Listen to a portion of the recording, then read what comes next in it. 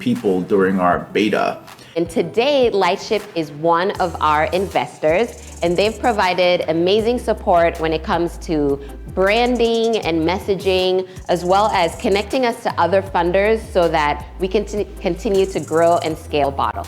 I'm excited to announce that we recently closed a $2.1 million investment round led by all Black managed venture capital funds and angel investors. Really early on, before we'd even launched, we'd met the Lightship team and gone through their boot camp, and that was a very crucial experience for us. The Lightship Bootcamp was actually my first introduction to Tulsa. It was the first time I planted my feet on Tulsa ground, and it radically changed my perspective on the entire startup ecosystem as a whole. But really the area where they've been the most helpful is within the founder psychology department.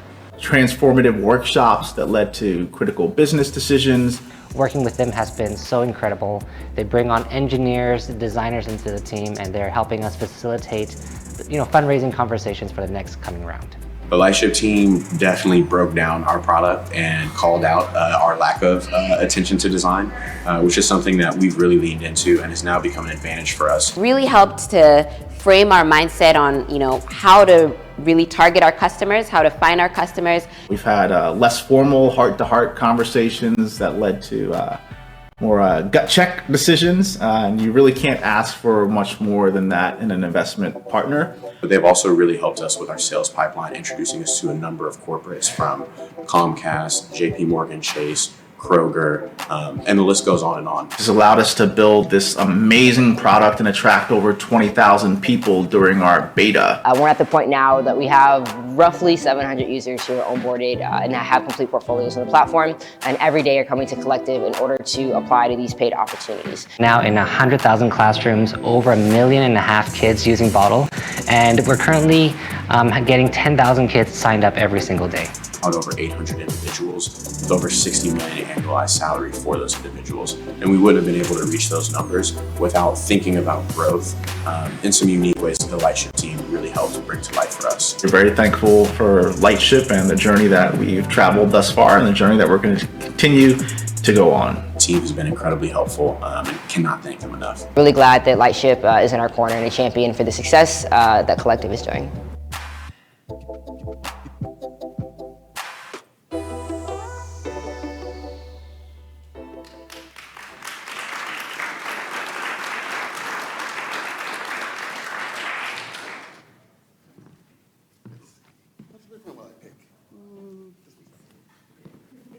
The furthest from me.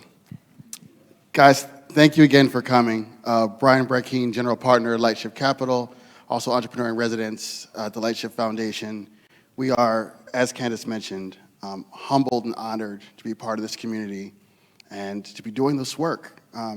Across the Midwest and the South, we invest in women and minorities, but our work in Tulsa is exclusively with Black entrepreneurs, and it has been a really, really amazing journey. Before I bring up some of these amazing entrepreneurs, I want to share a little bit about how we go about the work here in Tulsa. A lot of folks are kind of like fly in, fly out. They see an opportunity. They maybe see George and say, hey, maybe I can get some of that money. But they don't really invest, in the place. We were thoughtful about actually moving here. I'm super, super happy I convinced my daughter to move here. My cousin who was here in the crowd, she moved here. I'm telling everybody I know, like, Tulsa, Tulsa, Tulsa. Because it's really a very unique and a very amazing place. The kindness, the thoughtfulness, and the fact that, I know George said to me once, he's trying to give Black founders an unfair advantage. And those words, that simple sentence, those words are not being said in other cities. Sometimes in cities that really should. We don't hear that in Detroit. Detroit's 80% plus Black. We don't hear that language. But you hear it in Tulsa. I think it's very, very, very important. So when we're here, and we moved here, and as we kind of move throughout the community, and we go to barbershops, we talk to Uber drivers, we go to retros on karaoke night, all those things. If you know, it's a good time. One of the things the conversations with the community for me always go the same way. I say, hey, my name is Brian, what's your name, kind of what do you do? And I often ask them kind of, who in Tulsa is just crushing it? Like, who do you know that I should be talking to about investment. And they say like, okay, well, so what do you mean investment? I say, well, I'm an investor. I invest in early stage companies. What does that mean? Well, we invest, $250,000, $500,000 into a company, and we become partners.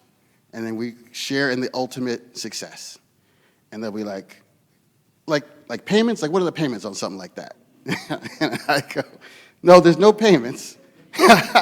We're really partners. If it doesn't go well, that's it. The money is gone. But if it does go well, we might own 10%, of the company. And so I remember one person in particular, he just paused. And he was like, I've never had a real partner, right? And I've never met a black investor. So this is a really interesting conversation for me. I actually don't know what to ask you next. And that's the case, I think, for many folks in North Tulsa. Any interaction with the Lightship team is their first interaction with a black investor. And so every day that we spend here, living here, talking to people is, I believe, maybe selfishly, is truly having a huge impact on the people of this community. Sometimes not by the work you saw in the video, but sometimes just by our presence. I think it's critically important.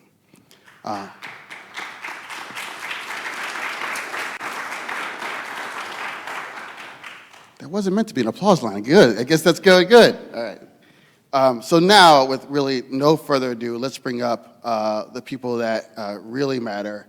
You guys learned a little bit about the companies just now. The format here is going to be very simple. If you guys have ever seen The Real Housewives, it's like a Real Housewives reunion show where I'm just going to kind of bring the family up. I'm going to say, how about that crazy time you did this? And we're going to learn about the people and through them, their businesses. But like all early stage companies, it's the founder that really makes it special.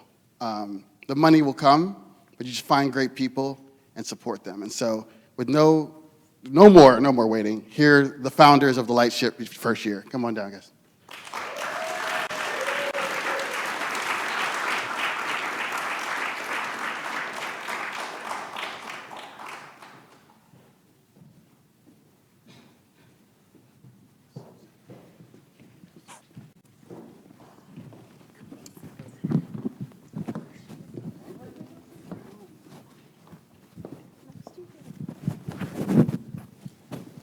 Good to see everybody.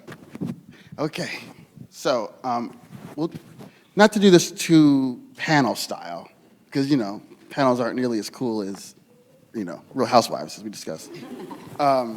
Just maybe really quickly, who you are, the one-liner, if you guys haven't done that enough, and just a bit about why Tulsa is special. I think is also very important.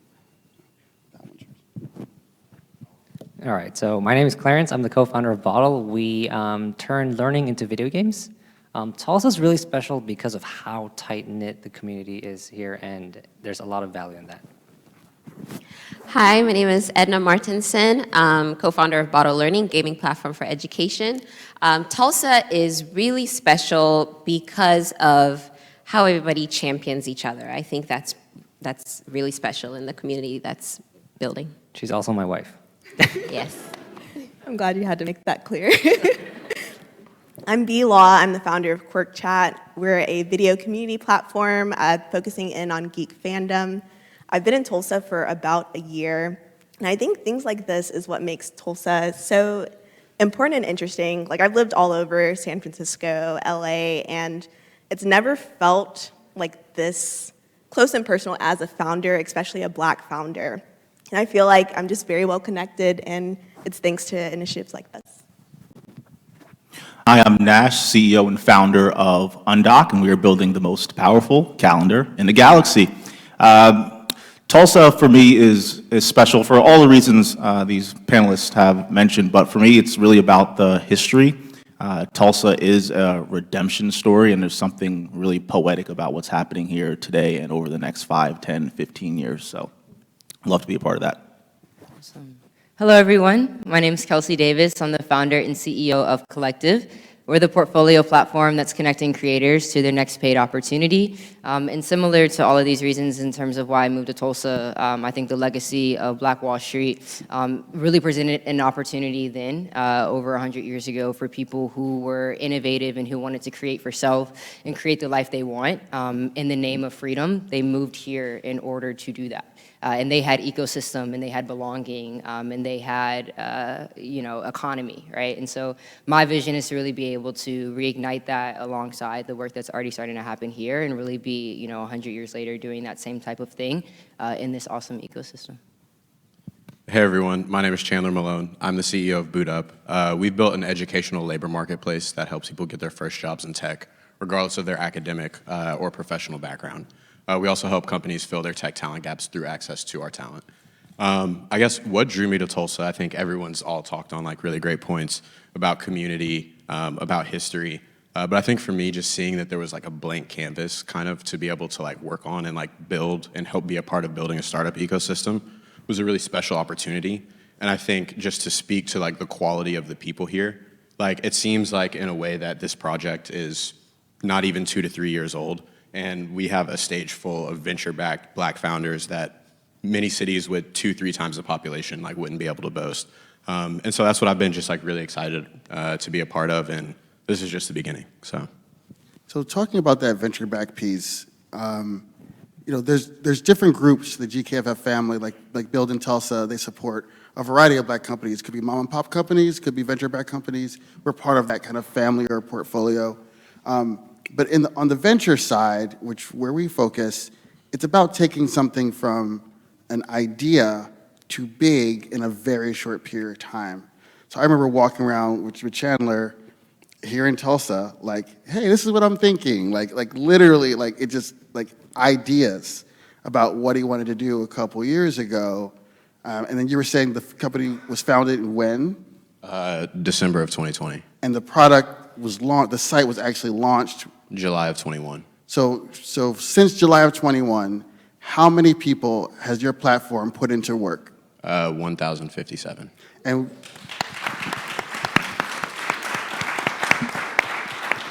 I think you like that. How about this? Okay, so how much salary did those 1,000 people earn in a year? Almost 76 million, so an average of about 71,000 per person. 76 million. And what are the general demographics of someone that's in your platform? Yeah, so 50% of the people that we've placed have college degrees, 50% don't. We've had people as young as 18 get their first jobs in tech. We've had people as old as 65 get their first jobs in tech. And I think this really speaks to just the tech industry providing opportunity for everyone, which I think is also just very salient in this point of like what is happening in Tulsa right now as well.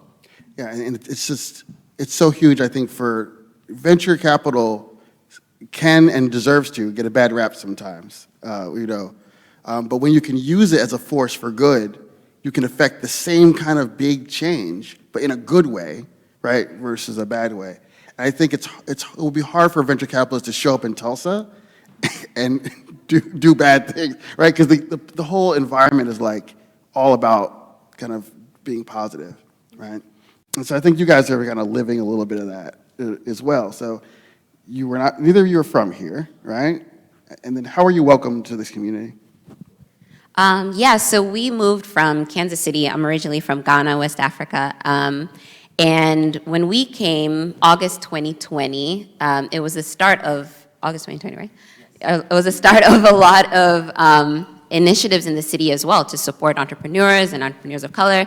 And it felt like Tulsa just gave us a big, like, embracing hug, like, welcome to the city.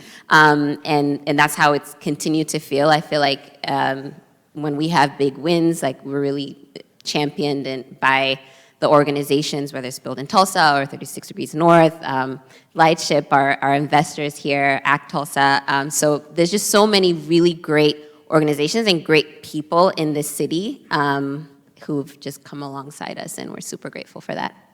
So when a teacher finds your platform, what are you giving them? How do they improve the quality of learning? So a big thing, and we all know, with remote with the pandemic, like things shifted to remote learning. You might be an educator in here or a parent, and you know how difficult that season was for kids. So to be able to give them a platform that was fun and engaging, and had them, interested in doing their math, that was huge, number one, because the teachers had all these assignments that they wanted kids to do, and knowing that they would actually get it done through Boddle at home without the teacher present was big for them. And then just giving them that data back as well on how are my kids doing, how can I, facilitate learning better was big as well. And now we're shifting to, Bottle's not just being used in classrooms or by teachers, it's, parents at home as well saying, I want healthy screen time for my kids. I'll have them on Boddle, and all these different use cases as well, which has been good. And how many students did you have on your platform when you moved to Tulsa? Around 50,000 registered students. And how many registered students are on the platform right now? 2 million plus registered students. All right.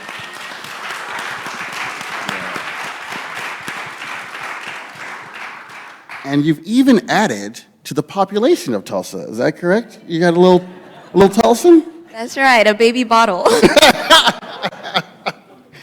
So, and was Tulsa on your radar before? Like, how did you find out about Tulsa? We'd never been to Tulsa before, and actually, Chandler over there, we met Chandler in Kansas City, and we came to Tulsa via Atento Capital, who we're super grateful for. They invited us down to just come visit, come check out the city, and we were really blown away by like the vision. There's a lot of initiatives that weren't even started yet, but just hearing about this is what Tulsa is working on to be, that was huge for us. So we really believe in the vision of what Tulsa is becoming, and bought into that vision, and that's why we came down. And so, Kelsey, you have a story about this as well, because you hadn't been to Tulsa before our boot camp. Indeed. Yeah, there you are right there, Samara. Okay, Indeed. So, and so what was it about that first trip that made you say, I'm going to move there? Man, other than Brian's great energy, for me, that trip was game changing for me. When I go to a new city, I like to get there a day early and just go on a run. I think it's a really good way just to kind of understand the pulse and temperament of the city. And when I did that, I just felt the energy. And this is before any conversations I've had about, people, talking about Tulsa. I knew about, the Greenwood Massacre, just as a Black American who's learned about it over time. But other than that, I had no context. And so I already kind of had this like relatively spiritual experience just by being present in the city. And so then when the next day, that following Wednesday, we started the boot camp, Brian immediately indoctrinated us into the gospel of Tulsa. If any of you guys recently moved here, I'm sure you've gone through this same, process. And so we just kind of started learning, what's happening in Tulsa, what's going on with the ecosystem, and also why does it make more sense even economically, right, to build here, to get acquired here, right, even comparatively to other markets. And so that's when I really started doing a lot of research in the Midwest in that context, right? And the type of platform that we build at Collective, right, we care about creator economy. Creator economy is the largest and fastest growing group of middle America workers. It's created an environment to give people the power to create for themselves. If you have a skill, if you have a hobby, and during the pandemic, a lot of people realized while they're sitting at home, like, oh wow, maybe I can make money from this thing, or maybe there's a way outside of my 9-to-5, or in addition to my 9-to-5, or maybe if I'm just a freelancer, I have the ability to monetize off of my skill and off of my trade. And so we really saw people being able to take their passions as a asset, right, and kind of use kind of the model around shared economy, but in the context of our skills, right? And so we could barter who we are, what we do, what we're capable of, and be able to connect with different brands at different times, and maybe in a remote type of context, right? Tulsa Remote understands that very well. So when we came here, we understood that, I saw, the vision that everyone's talking about in Tulsa. I felt like this is the vision that, is the reason why Collective exists, right? We want to be this bridge to be able to facilitate relationships between creators and brands, between ecosystems, and we really felt like HQing here really allowed us to tap into the wave of what was already going on, and with people who were already invested in the thesis behind what we were building. And so, yeah, that's what made Tulsa really make sense. And then from the boot camp, I believe that was in July of 2021, I was living in LA. We had just finished Techstars LA. and I had to, come home to my co-founder. We lived together, and I was like, hey, I'm not saying we're gonna move to Tulsa, but I think we should take a trip. I think you should come with me to Tulsa. And so then I ended up taking 5 or 6 trips between July and December of 2021. Just coming to check out the market and was introduced to a lot of different sides of the market. On the creator side, if you guys are familiar, there's a lot with the production landscape in Oklahoma. So I'm from Atlanta, Georgia originally. Around 13, 14 years ago, there was a lot of tax legislation that overturned in Georgia that enabled it to be the production market that it is today. Similar legislation went through last year for the state of Oklahoma. And so now you're seeing a huge ramp up around production hires, skills, workforce development, to really be able to build this ecosystem. So I was just really connected to the vision, and then the users that we serve, the product that we're building, it's just really embedded into the thesis of the culture of what Tulsa is trying to do. The Brian tour is undefeated, so don't take And the Brian tour. Brian took me all around Tulsa. It was great because I've lived a lot of different places in the States, and obviously on the venture side, you're able to see the market, landscape. But then also, Brian was able to very clearly introduce to the other elements of Tulsa that are also at a very interesting hockey stick growth environment right now. So I remember on that tour, we got to the stairs to nowhere, right? And what is that? What are the stairs of nowhere? you tell me. You tell me. Oh wow, thank you, Professor.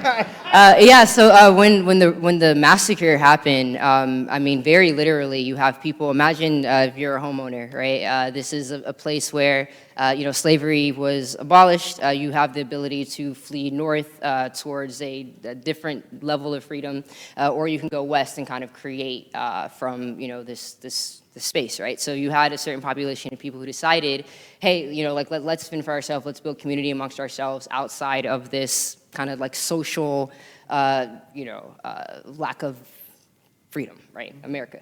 So they came to Tulsa, which was not American territory, and were able to create self-sufficiency. And when the massacre happens, for no reason other than race and the identity of who you are, your home is completely burned down, bombs, like the whole 9 yards. So right now, today, if you guys leave this event and you drive to North Tulsa, right around like OSU, literally blocks behind, Archer, there's basically a field that looks like a park.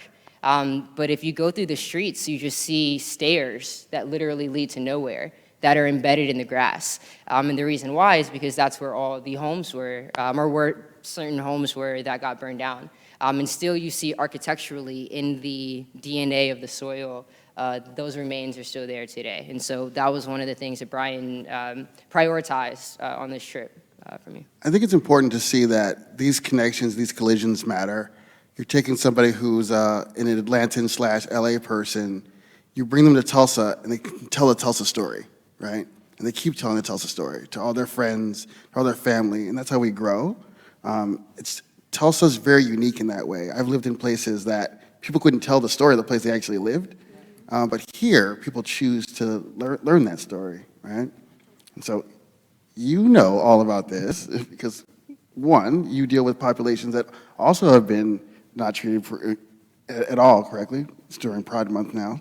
Yeah, absolutely. So like one of the things with QuirkChat, we do focus on the geek fandom space, which of course I started because I'm a geek in my own right, and just being a woman and a Black woman that likes anime and gaming, like you already know Reddit is Reddit is not a fun place to be. So sometimes, at least in 4chan back in the day. So like it was just really important to me. It's like, all right, we're gonna build a platform for everybody, but it's going to be built by me, a Black woman who knows the issues that I struggle with. So just naturally, we're gonna make sure that this platform is basically serving the people that are typically most underserved in this space. And it's just been really cool. I think also being in Tulsa, like we have a few conventions here.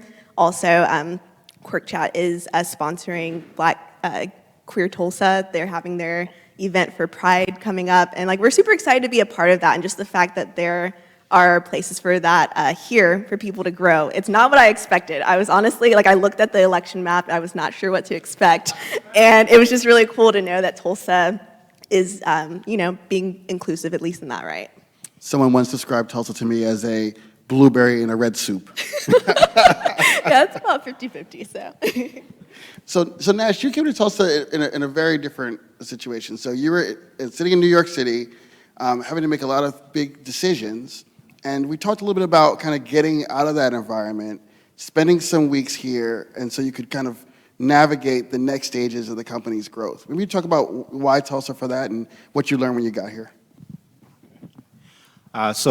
Basically, my entrepreneurial journey with Undock has been a city dating tour, right? So when I had the idea, I was in New Jersey. I'd started several businesses in New Jersey, and then I wanted to start a venture-backed business. We'd love to have you. And I was told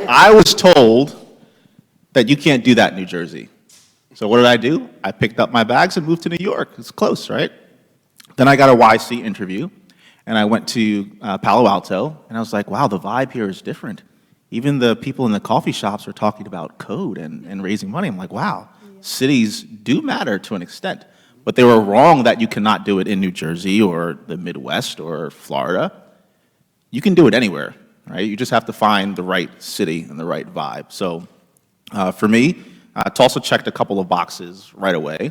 The energy, as everyone has spoken about, it's palpable. It's a very, very good energy. It's a positive energy. And I think a lot of it has to do with the redemption and the rebuilding and seeing the buildings going up and all these other things. So that's good.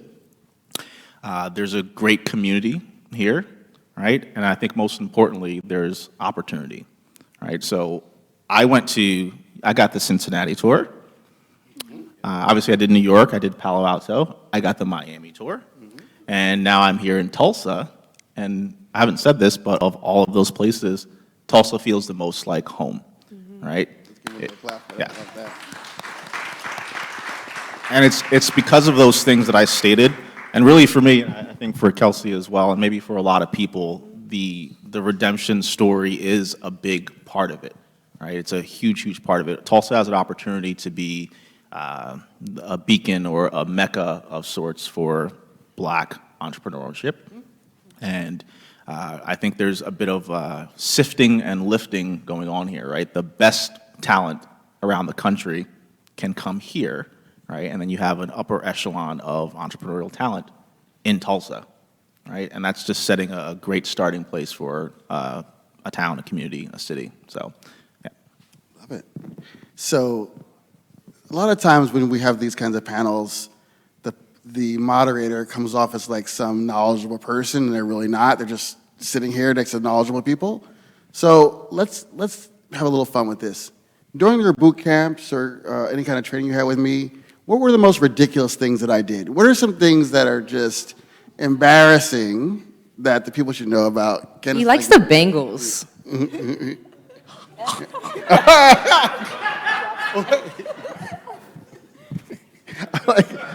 I'm an Eagles fan. Oh, you're the Bengals. They're not Cowboys fans. Oh, no, yeah. We talk a lot of football in these sessions. No, one thing that I like that I think was different than, I've been in a lot of, whether it's like accelerator, incubator type of programs, they care a lot about like the design philosophy side of things that actually really challenge you to answer certain questions early on. And that just like really allow you to see certain blind spots that are going to exist when you scale, or that like once you actually start ramping towards product market fit, like yes, something may be working right now, but is this actually the most fruitful thing in the long term? And I would definitely say that's something that in the boot camp, you guys were very intentional about. Making us see ourselves, right, and not feeling timid or in the challenge to do so, right, and really actually really encouraging us to like dive deeper. And I think that you individually as a leader have a higher inclination and just ability to do that with founders more. And I don't know if that's because you are a founder, but that was definitely something that I took away from the bootcamp program that I thought was particularly different than other experiences that I've had. I was gonna say, I know you said like the crazy things that happened, and I thought it was pretty great. Like, I've done like Techstars, Snapchat invested, so we went through their program, and like all the stuff on like the West Coast where they're like, let's show you all the people that we know, we're gonna have dinner with them, network, and then learn a little bit about whatever. I think what was cool about Lightship is like the psychology.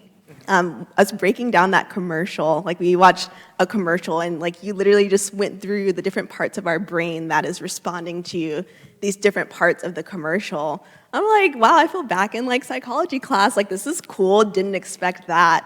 And then of course, crazy karaoke was great. In retros, just had to throw that in there. Yeah, so Boddle, we did their accelerator program back in 2019, and something that really stuck to me was usually when you do accelerator programs, they run you through some curriculum, and then sometimes they do some one-on-one, like 30-minute, 1 hour with you to follow up on the curriculum, how to implement it. Something that was different about Lightships was they would gather everyone together in the living room, for example, for, let's say, a design class, and then they would tear your website and everything right in front of you, in front of everyone else. So it's one of those like where like why am I?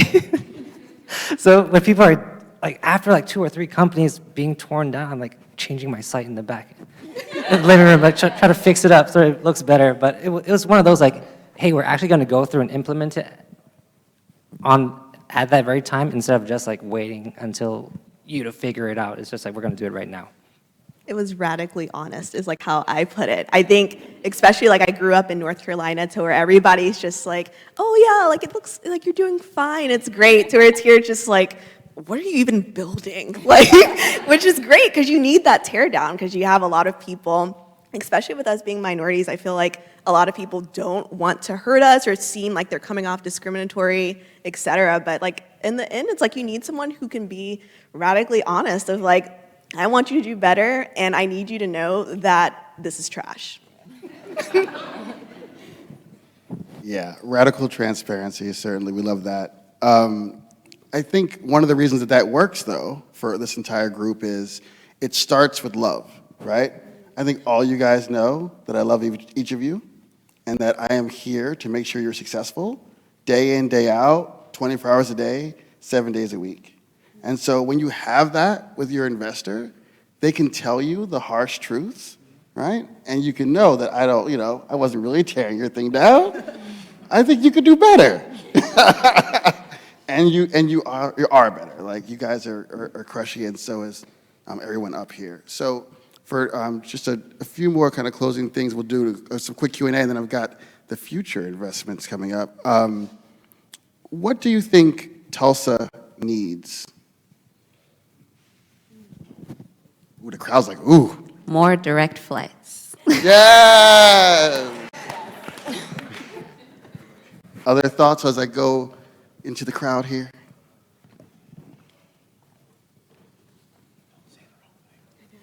Don't say the wrong thing they're saying. I'd say I'd love to see what North Tulsa is going to become, not just because I just bought a house there, but yes, closed last week. But I'm excited. I think Oasis, which I know has been through some of the programs of people that are here, which is the grocery store there, like right across the street from me, which is great, but it was made out of a need because there's a food desert there, which I'm definitely experiencing. So I'm excited. I've been to pitch competitions on the north side. I'd love to see more money put into the founders there, and I'm just excited to see what happens. I agree with that for sure. When I first moved to Tulsa, I lived on the north side for the first 2 months, and same thing. I was on like 49th, so definitely the food desert within a food desert. And I think similarly to that end, I would say workforce development. I think there's a lot of opportunity here for funding. There's a lot of opportunity, platforms like mine, Chandler, around, okay, how are we placing people with jobs? I think, and we see this with every kind of industrial, every decade as kind of industries and priorities are changing of where the technology is going and putting us into. I think sometimes, we just treat humans who were previously skilled in certain things as if they're like unuseful or like disposable once we've evolved into different industries. I know that, over 100 years ago, like Tulsa is obviously oil, right? Gold, et cetera. And I think as now we're looking at, okay, startups, technology, somewhere in the middle, you have automotive, you have, all these different industries. And I think I would like to see larger investments really going into developing the people of Tulsa, because what I've seen, and I've lived, again, a lot of different places, people here want to work. People want to participate and to contribute to their society. They're excited to, they want to participate in what's going on. Everyone is really authentically trying to figure out where they fit here, and I think people are willing to learn, right? They want to connect, and so I think that would definitely be a side that I think can see room to grow, is the workforce development side across different verticals of industries. So that's a great point as we go to Q&A, and Kenneth doesn't mind me telling this story. Yep, she's already like, oh my God, what's he gonna say? Don't worry, babe, you're gonna love it. So Tulsa's future is already here, right? It lives here, and it just may be in a role that is different than its future. And so I think Candace semi-famously was a flight attendant before. She owned a yoga studio before. And now she's one of the most successful Black venture capitalists in the country, right? So, yeah. You, right there, that person. So, I just think the next Candace, the next these guys, hopefully not the next Brian, is out here, and it's just our job to kind of find, support, love, throw our arms around them, and help them to be their ultimate best self. And so with that, let's take some questions for the crowd, and then we're gonna go on to the future. I'm coming. One of my favorite people in town. Thanks so much. So for me, I bring my daughter to as many of these type of things to get exposure, and I see a couple of other young minority kids who are out here, and to be founders in the seat that you're in, what kind of words or inspirations would you tell someone who is under 10 years old at that stage, looking and seeing you guys on stage and not really fully understanding the magnitude of what it is that you guys do, but just being in these environments and different things like that? I would say that I think the two most important just kind of character traits that you can cultivate are your curiosity and your courage. I feel like everything else can kind of like take care of itself, right? Like if you have the courage to pursue things with all of yourself, you will be able to pick up those skills that you need.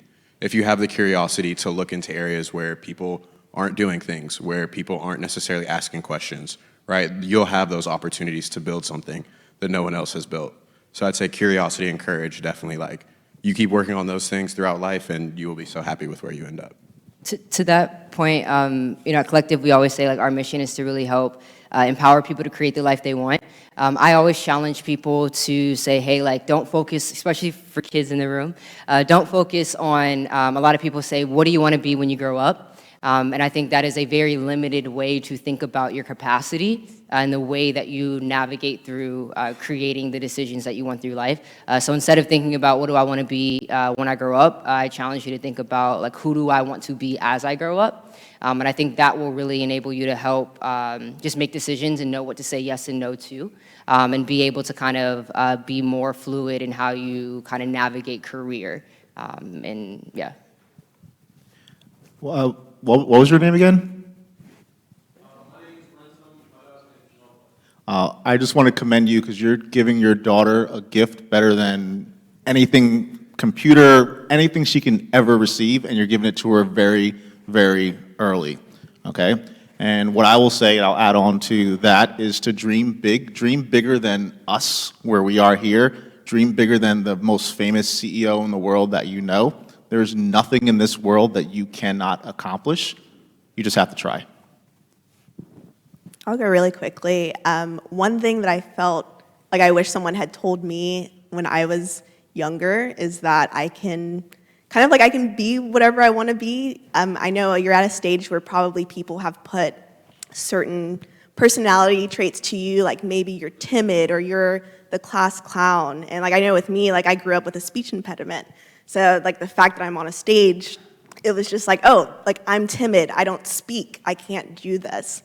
And now like I'm a CEO, I've spoken with Forbes, I've been able to do like a lot of cool things because I decided to like reclaim who I am.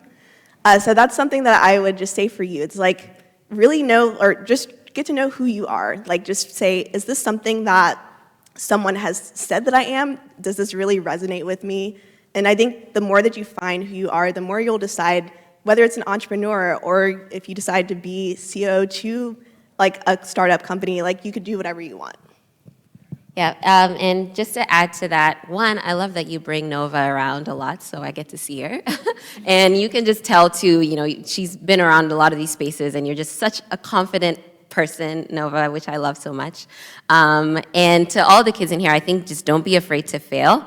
That's one thing with Boddle. You know, we're making learning fun and engaging, so kids are not afraid to fail and they want to try again. And it's more of like an adventure and figuring things out. And that's sort of life too. You know, you try things and don't be afraid to fail because there's a lot of learnings that come through that.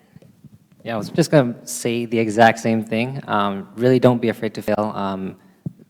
Stereotypically, you know, Asians take failure a lot harder than other races. And that was actually a point for me. And my dad, one day, when I was thinking about starting my first venture, I was like, "Hey, Dad, should I fly to Colombia to build games?" And he was like, "Son, the one thing I do regret is that I was so afraid of failure, I took the safe thing. So if you are going to try it now, do it now, and then and just don't. If you fail, just come back. No worries. And so just don't be afraid to fail."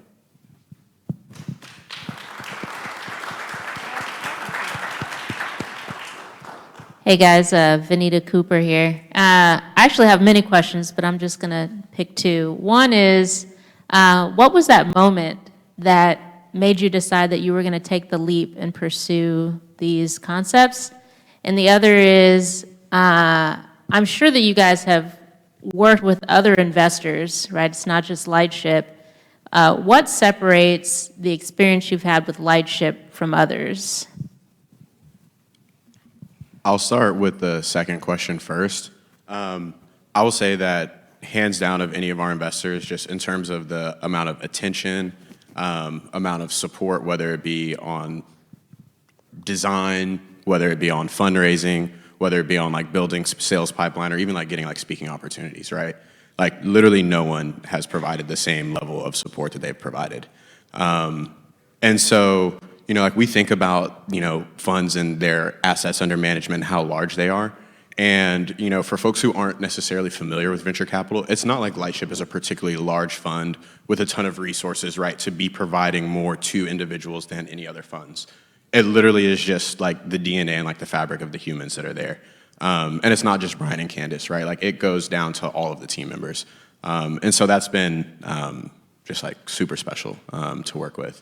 And then I think for myself, for the moment that I knew, and I'm really interested to hear everyone else's answers as well. I feel like this has been something that I've definitely been building towards for years, right? Like, you know, even before I started this company, spending time working in venture capital to learn the language, to learn the landscape, to learn some of the tricks of the trade. And so I knew that this was something that I wanted to do, but when I actually knew, I feel like that the opportunity was something that was really worth pursuing, was when we transitioned from working in the collegiate space to the non-traditional education space, to the bootcamp space. We would talk to universities and we'd go around for months without a lot happening. We'd go talk to these bootcamps and they'd be ready to sign a contract after the first conversation.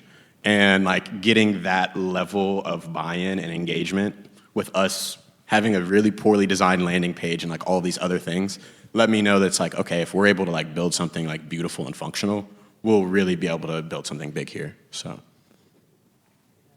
To the point of the moment for me, so prior to tech, I was in production. I was a director, creator, producer, traveling the world, producing content for brands like Coca-Cola, Land Rover, Puma, AT&T, while being a full-time student at Syracuse University. And so I didn't go to class often. And I was a film major though, and an entrepreneurship minor, so I rationalized it. And so for me, it became like a demand thing where I just literally didn't have the individual ability to service the customers in which I was servicing as a freelancer. And so at the time, I didn't know anything about technology. I didn't know anything about computer science. I didn't know any of that. I was a sophomore on campus. And my first thought was like, oh, okay, maybe I should just create an agency. So like, let me just create a small business and kind of be this like broker between, you know, these creators and these brands, because I'm this individual creator who's directing sets of 50 you know, different crew members across audio, production, lighting, sound. And so these brands are coming to me saying, hey, Kelsey, like we trust you to, you know, run this contract. Can you just hire the people and et cetera? So I would then, you know, kind of be this person that was building my own creator community for the sake of me being able to fulfill my own jobs. And so then it got to a point where it was just like, you know, that's not really too scalable. Ended up learning about tech, startups, et cetera. And I was like, oh, wow, this is an opportunity. This is before terms like creator economy were a vocabulary word or any of that. And so the timing, market, just everything made sense. I was able to build a team, get in Techstars, et cetera. So I think being able to look at, and I think this is interesting and good also for people who maybe want to be founders, you know, you don't have to traditionally come from a certain environment in order to know how to capitalize within it. If you really understand the users for whom you're building for, and you understand the customers for whom you're selling to, then at that point, you understand the market, right? At that point, it's okay, what is the product that we need to build in order to solve these customer goals and pain points that we already understand super well. And so that was kind of for me, once I knew that, okay, I have access into, honestly, like this tech world. I know a lot of, when we talk about North Tulsa, like I know a lot of the events that I go to, oftentimes it's like a lot of us transplants who are there, right? Oftentimes it's not people who are of these communities who are at events even such as these. And so I think for me, I'm the type of person, once I have the information, like I could run. And so once I was exposed to product, technology, startups, venture capital, it completely opened my brain into understanding the capabilities, the possibilities of how to capitalize in a market that I already understood from a customer level. And so that was, for me, what made me really say, okay, this is worth really investing my time in. And fortunately, I was only 20, and I had 2 more years at Syracuse to kind of test things out and figure it out so that I can kind of make the decision, okay, when I graduate, do I want to take a full-time job or do I want to invest in myself? And so I did the latter. Brian told me to cut you guys off. Hi, Ashley, Build in Tulsa. My question is, what do you guys need now to grow and scale your business? What do you need to stay in Tulsa? More money. Give me a number. She's serious. 5 million. What else do you guys need?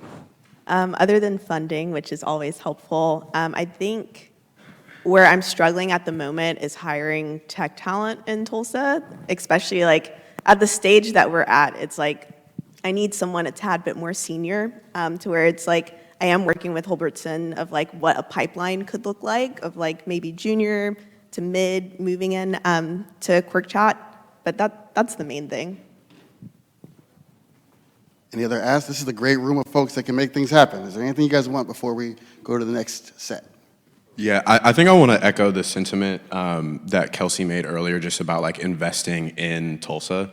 I feel like to that piece, right, about like the tech talent, I feel like we have a lot of like really bright young people and we have a lot of really amazing things happening as evidenced by this like stage. And I think that there is like an incredible opportunity to get the young people in Tulsa. And when I say young people, I'm talking elementary school, middle school, high schoolers involved in this, what is happening. And I think that just the long-term success of this like greater project that we're gonna build isn't gonna be about if one of us has a $1 billion exit, but it's gonna be about that. And so I think that like just thinking about the long-term viability of like building a company and keeping it here, definitely understanding what type of long-term talent pipeline solutions, not quick fixes that there are, is gonna be like the most important thing for anyone looking to build a company here. I would say, sorry, I don't know if y'all are, I want to know a bit more about the plan for Tulsa. Like, I'm sure I could go to like a town hall meeting or something, but I think for the entrepreneurs here that are learning and building in Tulsa, it would just be nice to know like kind of like what the overall plan is so that we can make sure that we're a part of it. Like, and then also making sure that we are as founders investing in it. Like, we don't want another MailChimp that happened to Atlanta situation where they could have had several new angel investors, but instead, like, that was not the case. It's like, I'm building in Tulsa. I want to hire people in Tulsa. I want those people to have equity, and I want them to be able to invest in the next plan. So I would like to just know what the plan is. All right, guys, thank you so much. Big round of applause, please.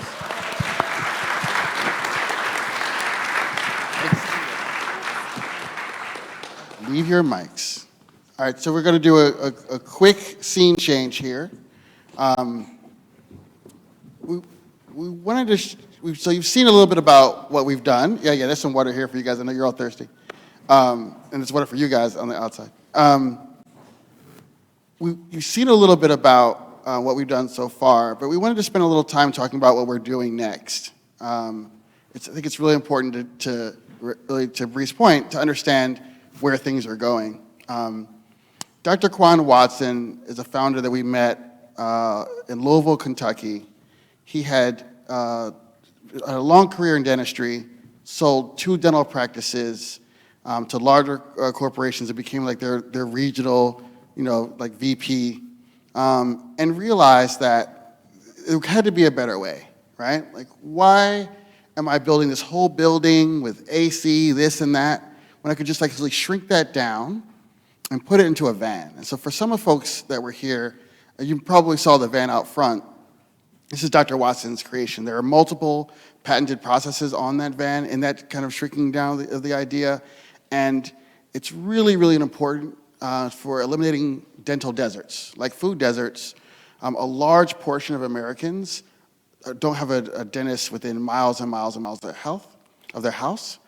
And dental pain is one of the largest contributors to children, for instance, not going to school, which ultimately impacts their life.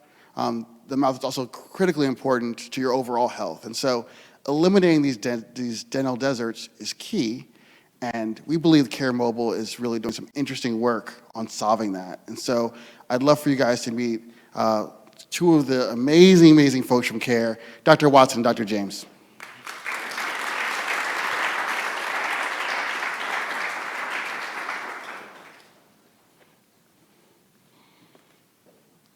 Guys can take the couch.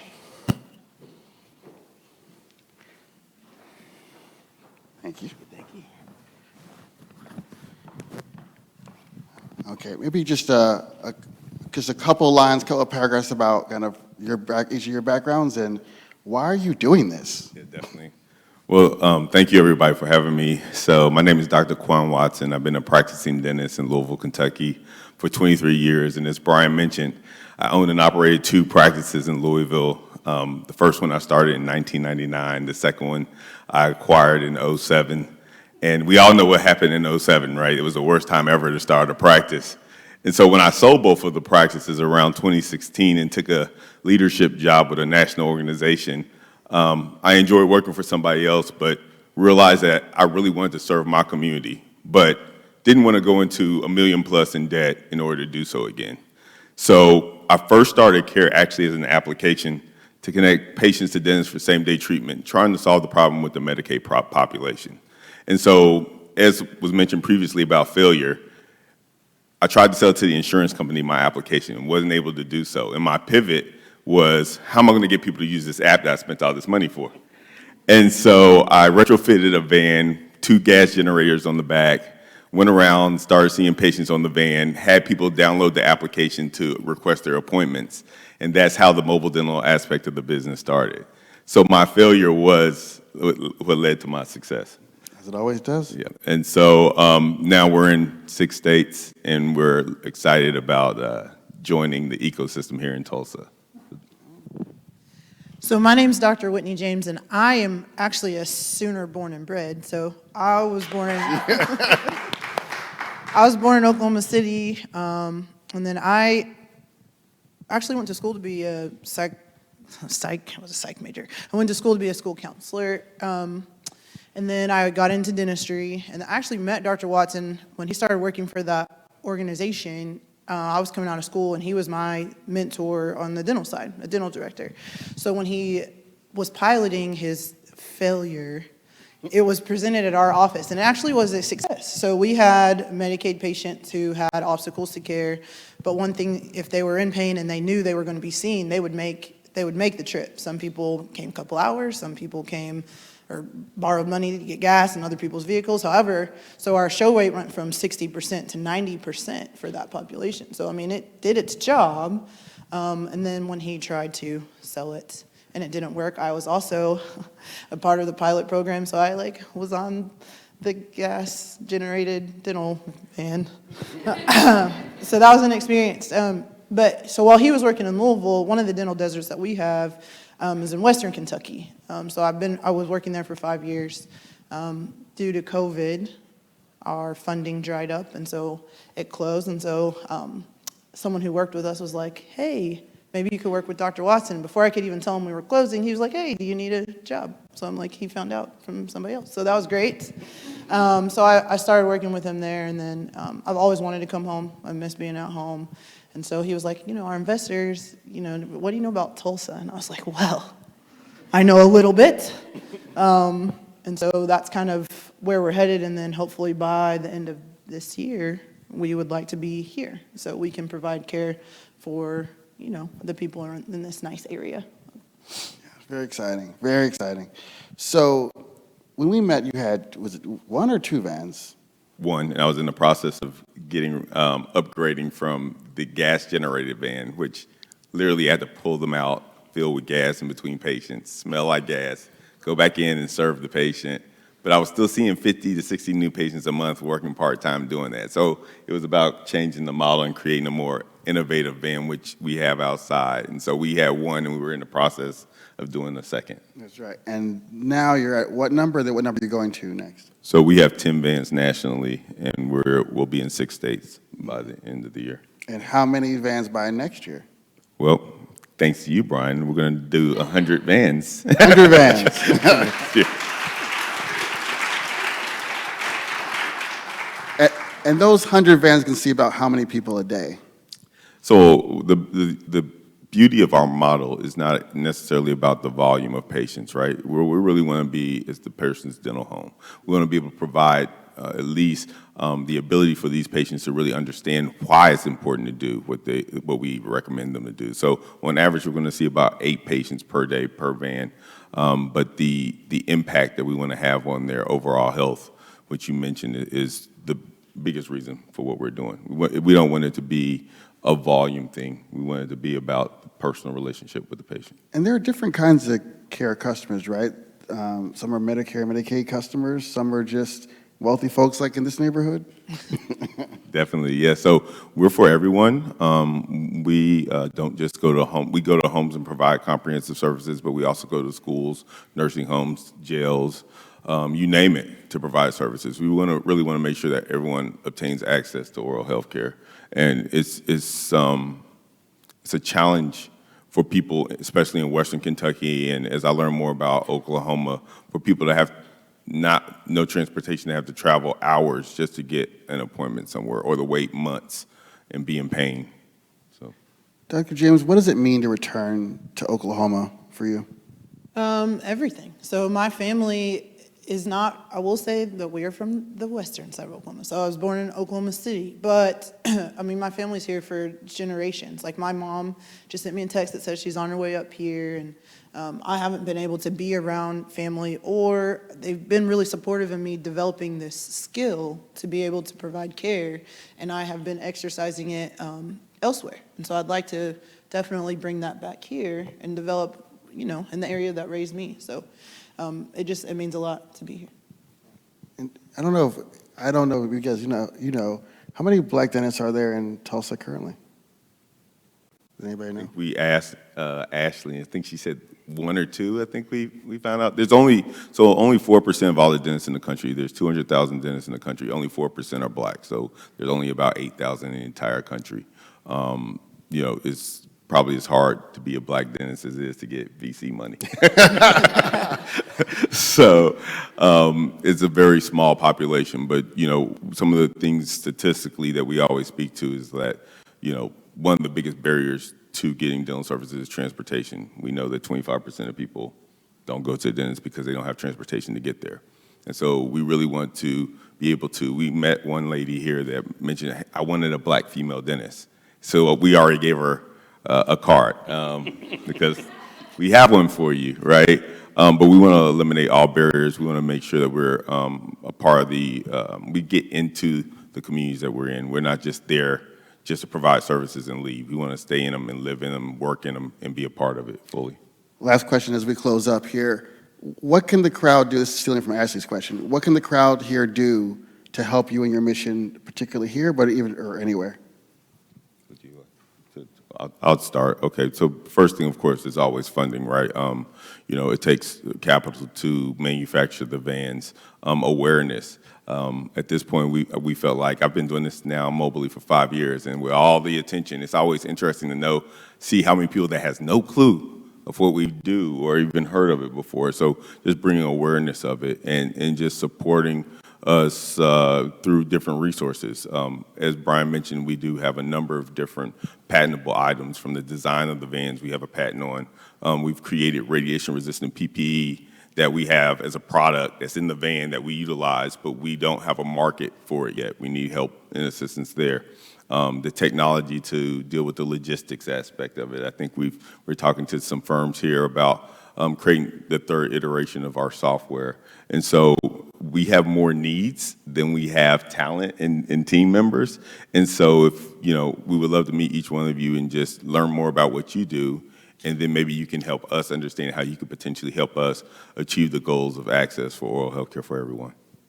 Thank you guys so much. Let's give them a hand here.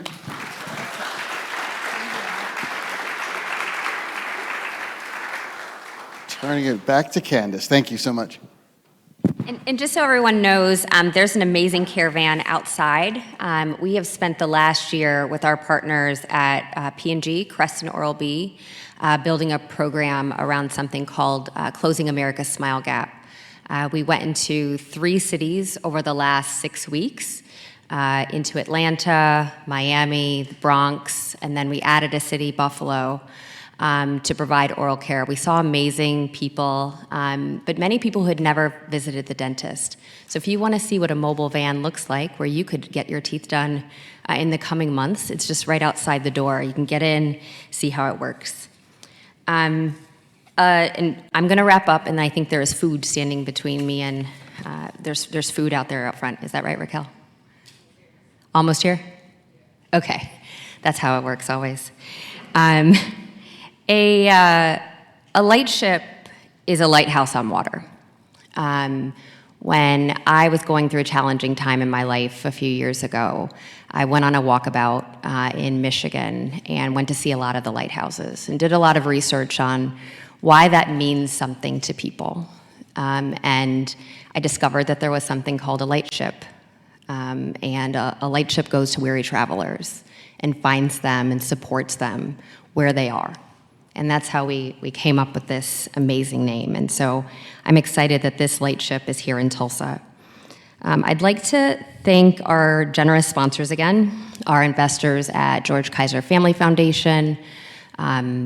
Really a big thank you to Build in Tulsa, Ashley and Desiree for everything that they do to advocate for us. I know that it is sometimes really challenging to have tough conversations around why it's important to support a very specific entity of people, so to support Black founders. So thank you for always using your voice for us.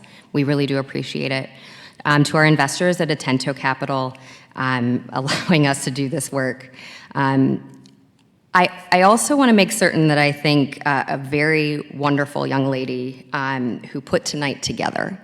So 4 years ago, I hired an intern from the University of Cincinnati, and she's going to be mad at me because I'm going to say this. And I didn't know what it was to have an intern. I had had one once before, and I probably failed at it a little bit. And her name is Raquel Robinson. She's standing at the back, and she's probably a bit sweaty at this point. But Raquel 4 years ago was a marketing intern. And I didn't know what I was doing, and she managed up And 4 years later, she is our director of programming. She leads programming for here, Cincinnati, Detroit, and as we expand, we would not be here today without Raquel and the amazing team at Lightship. So a huge round of applause to her this evening. So as I stretch this out, there will be light bites available in just a bit. There is some water out there in the foyer before you get to the rotunda. Thank you so much for coming this evening. And if you're looking for ways to support, just find the founders and talk to them.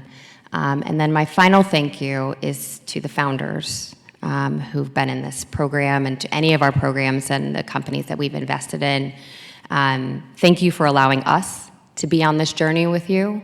It is the privilege of a lifetime to be involved. So thank you, everyone, and have a great evening.